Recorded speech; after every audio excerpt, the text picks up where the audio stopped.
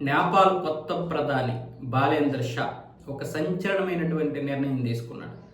ఇక నుంచి విద్యార్థి సంఘాల యొక్క రాజకీయాల్ని బ్యాన్ చేస్తున్నాడు.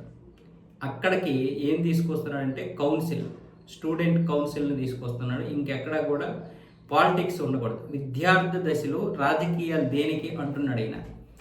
కానీ వాస్తవానికి ఇతడు కూడా విద్యార్థి దశలో ఉన్నప్పుడు రాజకీయాలు చేశాడు. మరి అప్పుడు నేను ఉన్నప్పుడు ఈ రాజకీయాలు చాలా విద్యార్థుల జీవితాలని నాశనం చేసేసాయి. కాబట్టి దీనికి మనం కౌన్సిల్ని తీసుకురావాలి. ఈ రాజకీయాల వల్ల యువత భవిష్యత్తు నాశనం అయిపోతుంది అంటున్నాడు. వాస్తవానికి విద్యార్థి దశలో రాజకీయాలు ఉండబట్టే ఇతడు కూడా ప్రధాని అయ్యాడు. అక్కడ విద్యార్థి దశలో రాజకీయాలు ఉండడం ఒక విధంగా మంచిదే, ఒక విధంగా అతను చెప్పింది వాస్తవమే. కానీ దీని గురించి పూర్తిగా ఏ నిర్ణయం తీసుకోలేనటువంటి పరిస్థితి. కానీ ఒక ప్రధాని ఒక నిర్ణయం తీసుకున్నాడు అంటే అటువైపు ఇటువైపు ఆలోచించి తన యొక్క క్యాబినెట్లో ఆలోచించే తీసుకుంటాడు. కాబట్టి ఆ దేశ పరిస్థితులు బట్టి ఇది అవసరమైతే మంచిది. అంటే ఆ దేశం ఈరోజు చూసుకున్నట్లయితే ఈ జన్జెడ్ ఉద్యమాల్లోనే 27 మంది చనిపోయారు.